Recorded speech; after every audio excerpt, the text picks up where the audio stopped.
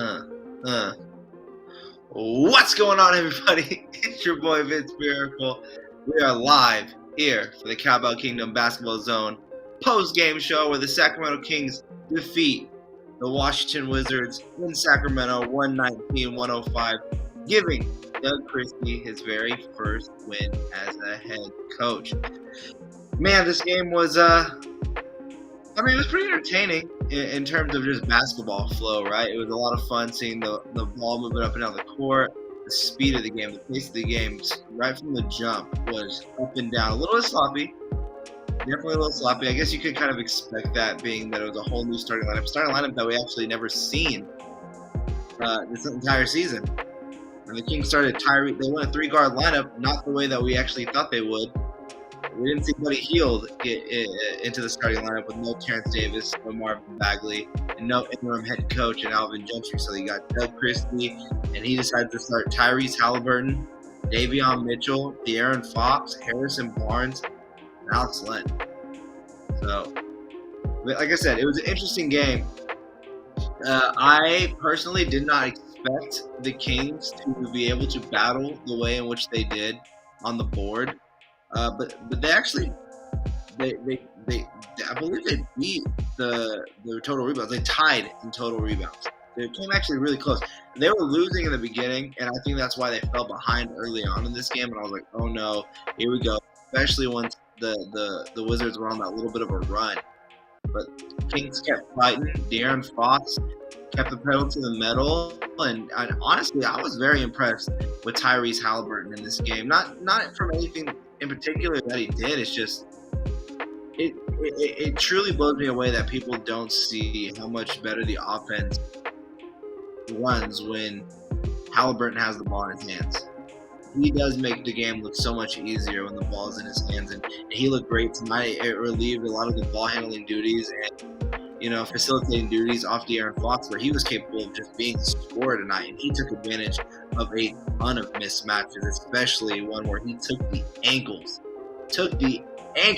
from Aaron Holiday there in the fourth quarter. But let's go ahead and go down this box score, right, guys? Let's go ahead and dive on in and see the stats that got us the win tonight. So, De'Aaron Fox, listed as the starting shooting guard for the Kings today, played 31 minutes, had 28 points, 4 rebounds, 4 assists. The most impressive thing to me was that he did this on 10 of 16 shooting. That means he missed only 6 shots tonight at 62.5% from the field. He only took 1 3-pointer, which he had multiple occasions in this game where the shots were wide open, but instead of taking the 3, he decided to attack. And, it worked out today. He got to the free throw line 13 times. I believe that's a season high for him, is 13 times. Near the free throw line, he knocked down 8 of them. So he left points to be had. But again, I was impressed with the fact that he kept attacking the entire game. He never stopped, kept pushing. And again, to play all those minutes and to only get 2 turnovers, very impressive. He finished with a +4 on the night. Tyrese Haliburton, again, another strong night from him.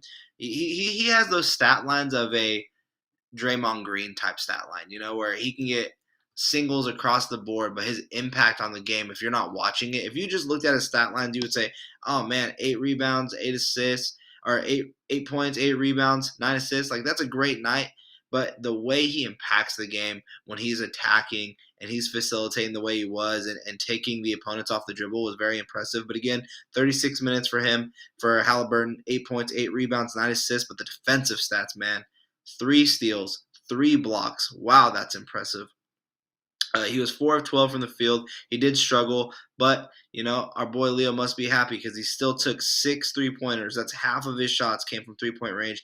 Even though he didn't knock down any, he needs to keep taking those shots just to keep the defense honest, to keep the floor spaced out so that De'Aaron Fox can continue to do what he did tonight while they're on the floor together. He finished with a +9, Haliburton did. It didn't happen until late for Harrison Barnes. He played 32 minutes. There's been a lot of talk of him still recovering from this foot injury. Maybe it's conditioning. Maybe it's just finding that game flow again after missing a nice short period of time. But he played 32 minutes tonight and did turn it up in a key moment for where the Kings could get this win. He finishes with 19 points, 5 rebounds, 3 assists, and a steal. He was 6 of 10 from the field. Like he pick and chose. He played professional. Mr. Consistent showed up today. Didn't miss a single shot the 6 times he made it to the free throw line, and only had a single turnover with 2 fouls. Very impressed with him.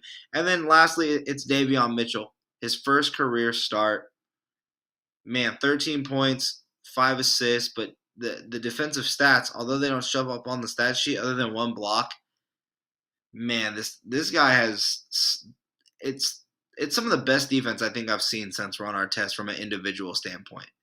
His defense individually, you can tell it inspires a team. He brings he brings energy by not even talking, not even with his offense, and his offense was good today. But really, just from the way he moves his legs and the way that he's capable of staying in front of guys and making them feel uncomfortable here. It looks like we got the Cowbell Kingdom post-game show on. Again, guys, for those who didn't know, interim head coach Alvin Gentry did go down with COVID. We got to see Doug Christie at the helm, and this was his quotes after the game. This is a proud city, a city that deserves a high level of basketball when they come out to watch. And unfortunately, for a long time, it hasn't been that way, but it does not have to stay that way, and it won't. We'll get there. Hey, Doug is known for inspiring people around him, and today he inspired this win. You can tell he was constantly standing up, constantly talking to his guys. Doug was impressive tonight just in terms of the fact that he was thrown into this situation just a few hours before the game even tipped off. I mean, news was breaking about players getting COVID. We didn't even hear about Terrence Davis, I believe, until an hour and 15 minutes until the game started. We move on now to Harrison Barnes, who he says it was a long day, just a lot of things that were unexpected, like we're talking about the COVID stuff. And the biggest thing we tried to tell ourselves coming into this game was do whatever we need to do to come out with a win. And that's a great mindset to have for Harrison. And it's a great mindset to have for this entire team because a lot of people are beginning, and myself included, to question the heart of this team. Where's the heart at? I mean, they've been giving up, 120, 115, 112. They're just giving up big points. And today was their lowest points given to an opponent was 105. So they made a step forward in that way. But, yeah, man, it was definitely a struggle. Look at that. Look at that Davion Mitchell, man. His defense. Look at Raul Neto. Just on his hip, he feels uncomfortable. That's the impact that Davion Mitchell brings when on the court and bringing that off-night defense. It was impressive. Nick Farver on the chat says Doug Christie is one of the best coaches in the NBA. You heard it here way early and first. Kings faithful. I knew we were gonna get one, bro. I knew we were gonna get one. It was just a matter of time until we heard one. When's Doug gonna get the job? So yeah, like I said, I'm not willing to jump on that bandwagon. Like you said, it's way too early. I appreciate you being brave enough to put that out early, man. That's awesome. Heart is there. Chemistry and consistency needs to build. I don't know if chemistry is a huge issue. I mean, there was a lot of videos going around of like Haliburton and Fox hanging out, and there are people on this team who, I mean, their time in Sacramento has come to that point now where like it's just a job. And when if you feel like you're just at a job, it's hard to wake up. It's hard to want to go do your job, no matter what it is. Even if it's playing basketball, it's a job at the end of the day. And yeah, I mean, chemistry can definitely be improved, but moving players around means you have to still build chemistry. So I think it's just more of it's just a consistency thing for me. Like, if you're going to preach defense and you're going to preach, a high tempo pace, let's see it consistently. Thrilled for DC tonight. Takes a special individual to go from a TV analyst to NBA head coach within a span of a year. Facts. Great win against a good Washington team. Made some sound adjustments, starting lineup change, short rotations, early, went deep into the bench, finished the game small. Congrats, 13. That's from Drizzy U. Yeah, man, shout out. That really was awesome. Bobby J needs the shot before DC. I mean, that is pretty crazy, though. If you really think about it, like, Christie was calling the games for the Kings just last season. He was in the booth where Katie was. And Bobby Jackson was on that bench, and now he coached the Summer League championship team, and now he's coaching this G League team, which has played extremely well. Look at the growth of Keita. I mean, that you have to give credit to Bobby Jackson. But he has yet to even be a head coach, even on an interim basis, for a game, maybe a stretch of games. Before, I mean, he didn't even get that chance before Doug Christie. Doug Christie's been in it for just a few months. This is his first season. He definitely needs that shot. But, that's what you do with that opportunity. It's not about what you know, it's about who you know. And Christie knew who to talk to at that time, and he got on that coaching staff with Gentry, and there it is. We can move on to the other side now here. And my biggest thing for the Wizards and why I think this team failed to get their job done, which is win on the road in Sacramento. Number one, it did feel like they wanted to play fast, and they thought that they were going to be able to get the Kings done early. It kind of felt that way, right? They were pushing hard. They were exuding a lot of energy, moving the ball up the floor and trying to get a lot of fast-paced shots. But the Kings just continued to stick around. But it was the rebounding efforts from everyone on the team. I mean, the leading rebounder on the team was their shooting guard in Kentavious Caldwell-Pope. That shouldn't happen. He had one more rebound than Gafford and only one more rebound than Spencer Dinwiddie. Like, the guards were there to rebound. Montrezl Harrell finishes the game with 2 rebounds. Like, look at that. Look at the effort from the Kings just to get that off. I just felt like one team definitely did everything they could to get the win, where in the beginning of this game, the Wizards, I truly believe they played thinking that the Kings were going to give up early. They downplayed the Kings, and the Kings took advantage of it. So I'm glad Harrison came out and said that they were a team thinking, even with everything that was going on, it was next man up mentality, and they were going to do anything they could to get this win. Victor Gutierrez says, I hope this win doesn't mean that the Kings don't make a proper coaching search in the offseason. Look, I'm glad there's still like smart Kings fans out there, because I was really nervous. Like, no offense, Nick. Like, that's really awesome that you heard it here first. Doug Christie is going to be one of the best coaches. Like, that's awesome to have that type of support. I mean, Doug's going to love that. And I even love what Doug said. I mean, Doug said, I know this isn't even about me. This is about the team. It's about trying to get a win. And it's true. But no. Doug's not the guy. Not now. Not now. Not with one win against the Wizards team. And man, it's unfortunate that Doug gets that win with nobody in the stands. There was nobody there. That was crazy. Is that my guy Super B? I don't know who Super B is, but sure. What up, B? Super. James Harden says Monte will do his diligence. Yeah, I mean, if we're talking about coaching searches, I've named a few of mine. The only player to reach 100 3-pointers this season, Steph Curry, in 19 games. Buddy Hield in 29 games. I mean, Buddy's that shooter. You live with a buddy, you die with a buddy.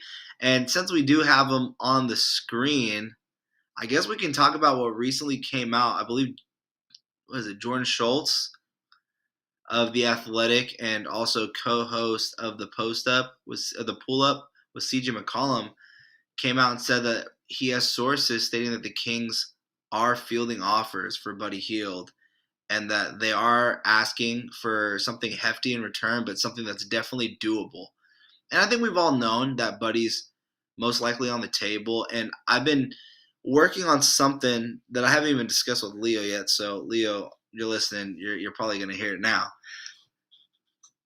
I think I'm going to start working on a video here that just describes the actual assets that are on this Kings team. And I hate when I have to call players assets. That's why I was like taking that pause.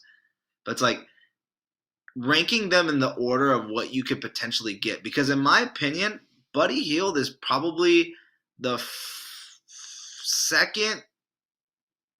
Buddy Hield is the second best piece that can get you anything of substantial value in return, arguably. Now I'd have to really think about it. I mean, Barnes maybe because of the contract, but I think Buddy's contract is just in line with what he does as a job, and I don't know, man. I don't know. I think that's the video I'm gonna do. Leo, if you're watching, that's what I'm doing, and I know you're watching. So, Benji, one play in particular that stood out for me was when they started the run. Tristan got the defensive rebound, and then they wanted to push the ball. An elite vet move told to slow down, then HB with an one-on-one, with an and one. I mean, I really don't remember that one in particular play. I mean, Tristan's very vocal. I don't know if I would say he's leadership material, and maybe that's just me. I don't believe that if you talk, that means you're a leader. You know, I like actions to speak it, and there's a lot of times where Tristan makes some big mistakes, and you know, it was a good matchup between him and Trez, and obviously being that Trez only got 2 rebounds today to Tristan Thompson's 4, it wasn't really that big of a battle in terms of grabbing the glass, but yeah, I don't. Sure, I mean, yeah, it's a great play. It's a great play. If you saw that veteran leadership in Tristan, I'll agree with you. Do the tradable assets. All right, cool. Yeah, I'll definitely do a video, Jason. I'll get that done because the trade deadline's coming soon. A lot of these players now are eligible to be traded. Today's date was huge. I think it was now 82% of the league is available to be a part of trades, which is really big to me. And it should be big for everybody because that means a lot of these guys that you're not even thinking about that are on contracts that couldn't be moved until this date. Like, man, okay, I'll do the video. I'm already thinking of so many things. So, they usually like to push the ball. Let's go. Hansi Hernandez. How soon does the trade happen? Deadline or sooner? Should be sooner, right? I mean,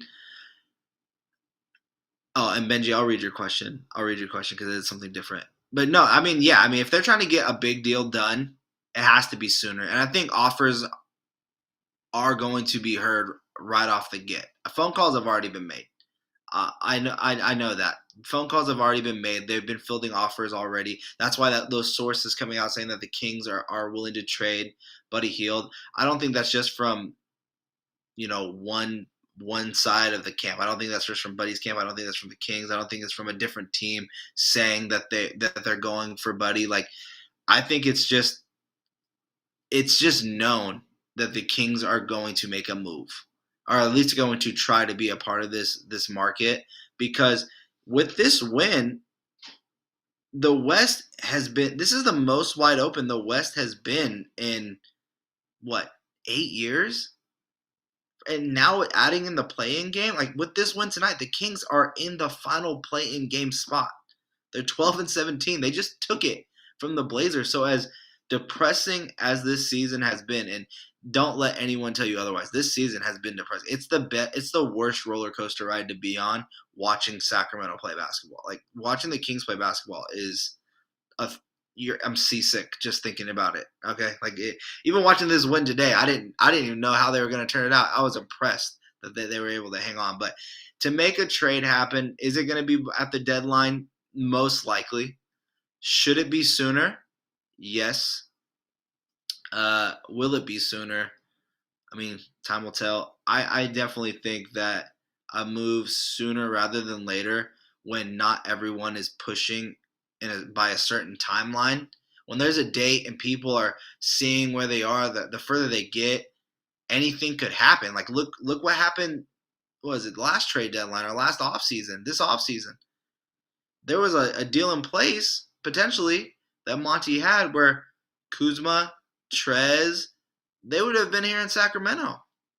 It got big and publicized, and now Buddy Hield is still a King, and Those guys are playing for the Wizards, who are actually playing very well, even though they lost tonight. And again, kudos to the Kings and a nice big win. So, yes, I think it should be sooner. Will it be sooner?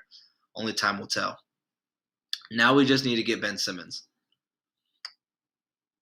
Oh, man. I really don't believe Ben Simmons is coming to the Kings. I hope that it happens. I really do. I just don't see it happening unless you're giving up De'Aaron Fox.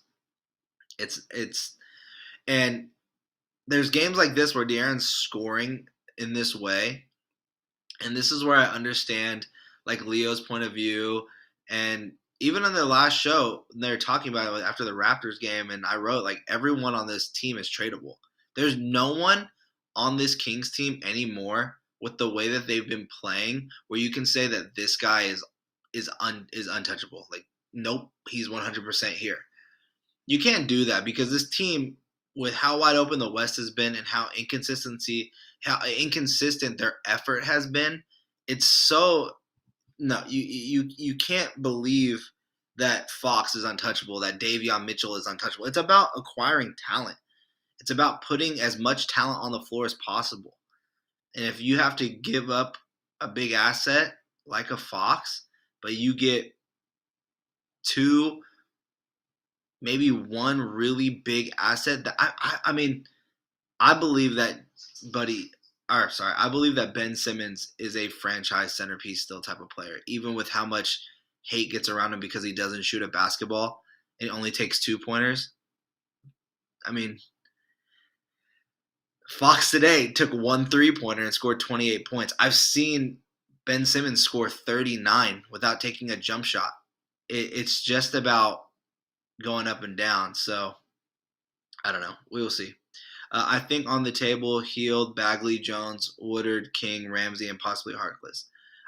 I'm telling you, man, everybody's on the table. Everyone. Grant, give up your picks and go. Grant, give up your picks and go. Oh, Grant, go get Grant, give up your picks and go. I mean, hey, if you can get Jeremy Grant, if that's what you're saying, that'd be cool. I mean, he's dealing with that hand thing. Hopefully, it's not anything serious. I mean, I believe they're going to reevaluate him in 6 to 8 weeks. So hopefully he's fine. And you don't want Fox with Embiid. Big no. You know, I saw Bobby Marks did a nice 5-minute video, and I posted it on my Twitter. And I don't know if we can pull that up. It's probably not that far on my Twitter line where we can watch that. I mean, he posted it live to his YouTube channel. But he's talking about why the Sixers wouldn't do a deal for Fox. And his big thing was, and this was very interesting, this is a very interesting take to me, was who's having a better season between Fox and Maxey? And if that is the mindset of an outside party, of Fox's value is lower than a Tyrese Maxey, that blows my mind. Now, again, he's not in that front office. He's at ESPN, but he does have the sources, and he's been a front office, he's been a GM, so he must know that type of stuff. But that's crazy to me that's how they think of it is, do you really want to pick up a guy in Fox when you have this young guy in Maxey who's arguably having a better season? That blew me away. Boo said pick. Think he meant trade picks for Grant. Yeah, like where I pick. Yeah. Jeremy Grant would be a great pickup. I mean, whatever you can do. I mean, Celtics keep struggling. Go after a Jaylen Brown, maybe. I don't think they're ever going to get rid of that duo, though. I think they try to find a way to make it work. That's their Kawhi and Paul George light, like the Walmart version of those two. So I like that. Miles Turner to me is still a decent idea. Whether you believe Rashawn Holmes is the starter or the guy, and you can go back and forth with anybody. I think going after a Miles Turner doesn't really.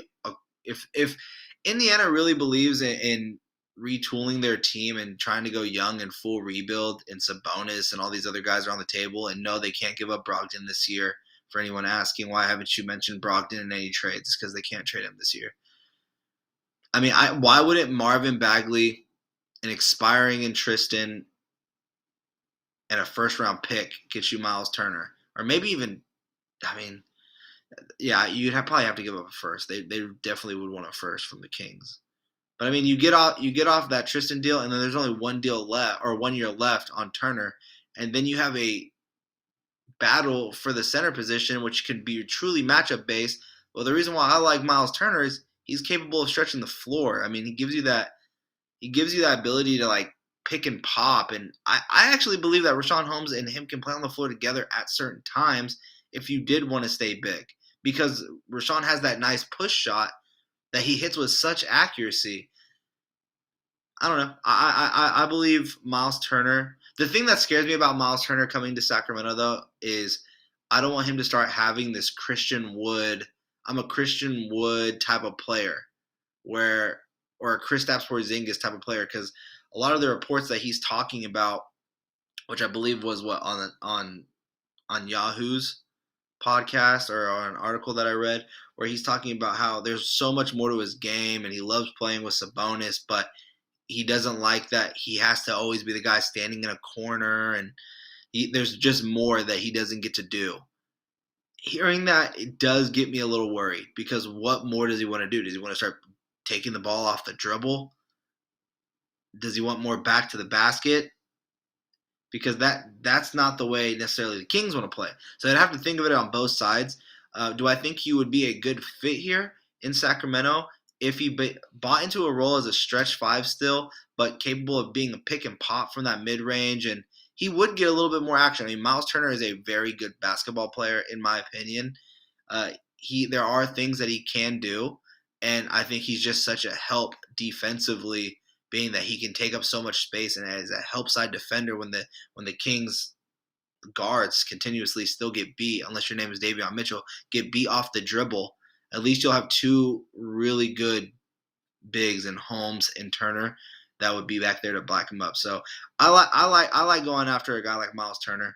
Whether you think Holmes is the key starter or not, those two could work together, in my opinion, and I think it'd be a great battle to see who truly is that starter. And I don't think Holmes' contract is bad to where if he was truly unhappy, you couldn't get off of his deal, and Turner being on 1 deal left, where you're looking at cap space with more assets because you gave away Holmes on such a good deal. So a lot to think about. Again, we'll have to go down the assets. I'm gonna have to start writing it down and do a video and get that posted, because I think that would be a lot of fun to just go around that and think about it more in depth. Let's see here. Hallie, Mitchell, and Holmes untouchable. Shop the rest. Yeah, Benji, I don't think anybody's untouchable on this team, but we'll see. Fox needs to stay. It's his first career slump. No, I mean, I personally don't want to see Fox go. I mean, as much as it seems as if, like, because I know how I talk, it seems as if I'm probably not a Fox supporter or don't believe that Fox is the guy here. Like, among everybody on this team, he is the absolute best to me. The things he does with the basketball, how he's capable of getting to the paint and scoring. He's without a doubt the team's best player. He could be a number 2 option still, in my mind, if his jump shot develops. Excuse me. It's the same thing you say about Ben Simmons, though. If his jump shot develops, he can be the guy. But the thing for me is this is why I always say I would consider doing a De'Aaron Fox for Ben Simmons deal. Is Fox, if he gets a jump shot, is still a number 2 on any good team. Ben Simmons, if he ever developed a jump shot, would be the best player on any team because of that defense and that defensive versatility. Man, I know for a fact Leo's shaking his head at me right now. I just know. Leo, whenever you want to hit that mic button, bro, I know you're mad at what I'm saying right now. But I really believe that. That's crazy. I already see you smiling and shaking your head. Let's see. Fox looks like he's lost a bit of weight since the beginning of the season. His first step is back, as well as his mid-range shot. Yeah, but he's still not exploding around the rim, which is kind of frustrating. I'll be honest, I like that his mid-range shot is so consistent. I hate how many of those mid-range shots I have to see him take when he can continue to drive and explode like he was doing. And everyone keeps saying, but when's the last time you see him jam? When's the last time you see him yam on somebody? I want to see that De'Aaron Fox with the Goku hair dunk and scream so loud that you can hear him through an entire crowd screaming Sacramento. Like, when's the last time we got to see that passion from him? Like, I don't know uh, that's the only thing I'm missing out of Fox is just the anger and the explosion, the wanting to be seen, I guess. But yeah, he does look like he's definitely lost a little bit of weight. Maybe it's just the cardio is finally kicking in. The NBA season's a quarter of a way in already, right? So we'll see. Holmes needs to stay based on his performance and salary. How many bigs can you trust in the fourth at the foul line and play defense? I mean, like I said, I mean, Miles Turner, he only has 1 year left, 2 years left on his deal after this season. He's a good free throw shooter, spaces the floor. I get it. I mean, a lot of people love Richaun Holmes, and I think Richaun Holmes is best suited to be a super sub backup big, and which is what he's been his entire career, except for when he's came to Sacramento, and he's looked great. He plays his role so good. He's just such a professional. I love Richaun Holmes, but we'll see. Call up Kata and Terry. They hustle. I mean, I'm ready to see a real Kata performance. I want to see that like 15 minutes of garbage time when the Kings don't know if they're in the playing or know that they're not in the playing game anymore, and it's just time to start developing the young guys. Yeah, I'm ready to see Kata. Terry, yeah, I'm willing to see him too. I want to see more Lewis King though, before I see Terry, to be honest. Fox doesn't make his team. Fox doesn't make his team eared. Don't know what that means. Love Fox. He's incredible. I mean, yeah, I love Fox too. Fox is the guy. Fox is great. Fox doesn't make his teammates better, point blank, period. I like Hallie better, consistently looking if it means for him to pass up a shot for himself. Yeah, I mean, I guess for that, it's just play style. It's just hard for me to say that when on any team in the NBA, you need someone that's capable of actually scoring 30 points in a game. And Fox is capable of scoring 30 or more points on any game. Tonight, he scored 28. And you need that type of guy.